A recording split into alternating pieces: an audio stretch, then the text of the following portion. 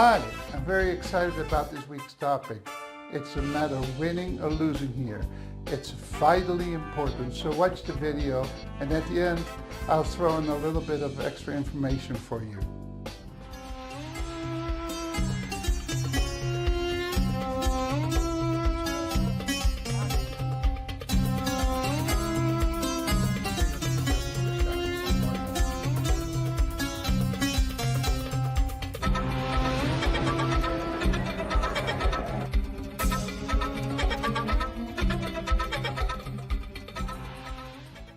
Now, before explaining this topic, let me take a few seconds and explain some geographical background you need to know to understand this. It's very simple and won't take long.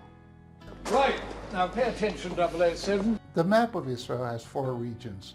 Each of these regions run from north to south. The first region is in the very east. Now the east, or the Orient, we always start there, that's why we get the word orientation from. This region is called the Jordan Valley or the Rift Valley. Then the next region toward the west is the mountain range of Israel. This is where we find so many of the well-known biblical cities like Beersheba, Hebron, Bethlehem, Jerusalem, Bethel, and Shechem. To the very west are the coastal plains. This is where the ungodly people settled. For instance, the Philistines were there. But in between the coastal plains and the mountain range, there's an area called the Shepholah, meaning low, humble hills. The one who controlled the Shepholah controlled the land. The battle is always in the Shepholah. In this short video, let's see what this all means to us. Good. Right, let's get on to more practical matters. We all have Shepholahs in our lives. These are where we as believers will interact with the world. With students, it's their classroom. It might be our jobs, where we shop, what kind of movies we watch, or what kind of music we listen to. It's where the Christian culture intersects with the world. Now, there are several ways to deal with the Shepholahs in our lives. We can become like Samson. He grew up in the Shepholah. He compromised. He was a Nazirite, but failed in all of the requirements of being a Nazirite. He went to Timnah, towards the coastal plain, and hooked up with a Philistine woman. These Philistine women actually ended up being his downfall. He fought the Philistines, but out of rage. There was not a deep fear of the Lord in his life. It was all about him, and it ended up costing his life. May we not be like him in interacting with our culture. Then there is another approach. Let the Philistines take the land. Let them take the Shepholah.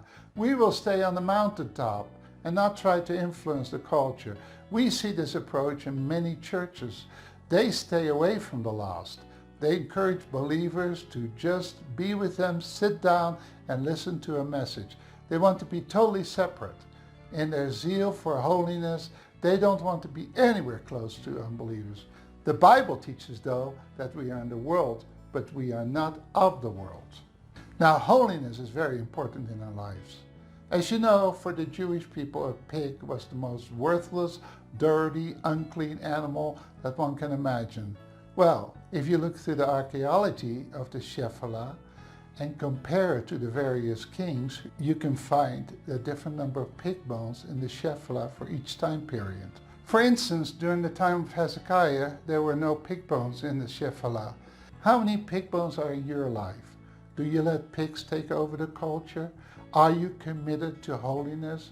Don't allow the pig bones in your lives. The next approach is the one I like. It's what David did. He went to the Shepholah where his brothers were fighting the Philistines.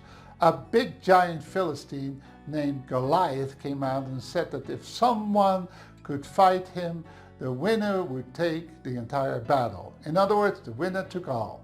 This means that if a Hebrew lost the battle, the entire nation of Israel would be slaves to the Philistines, and vice versa.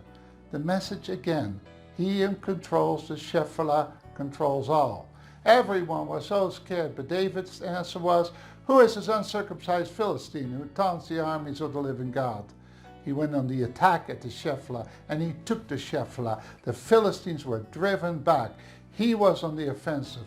Will you take the culture? Peter took to Shepholah too. He went to Lydda, and everyone trusted Christ as Savior. Not only in Lydda, but also in the coastal plain, the area Sharon. Now, I would like to know, where is your Shepholah? Where do you interact with the lost, with the people of this world? Please comment below. I look forward to reading your comments. So, will we influence people in our Shepholah, or will they influence us, like Samson was influenced by the Philistines? Or will we be like David and Peter and take the land? If you share the gospel where the unbelievers are, many will get saved. Take the gospel to your Shepholah and start conquering through Christ. I had the blessing of growing up sharing the gospel in ships from over 80 countries. Then I went to a real good Bible college named Florida Bible College, where they emphasized sharing the gospel with everybody. Then I worked with some really good churches where we had as vision to reach many nations with the gospel. This all put into my spiritual DNA to share the gospel regularly with everyone I come in contact with. Some of us are very faithful with this. We share all over the place. Others share very little. May I encourage every believer to be faithful with this.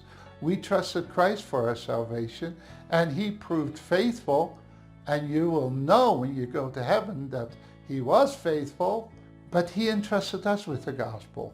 Will we prove faithful? Now, here's the extra thing that I wanted to throw out. If you ever went to Israel, you probably went to Lydda. It's just a few miles south of the Ben Gurion airport, and it's now called Lod. The Ben Gurion airport, by the way, used to be called the Lydda airport. Now, to me, it's interesting that Israel still interfaces with the world in the Shepholah, and the coastal plain in Israel is the most worldly. May we win the fight in our Shepholahs. He is worthy, even if it costs our lives. Now, tune in next week to learn more. But in the meantime, STLB.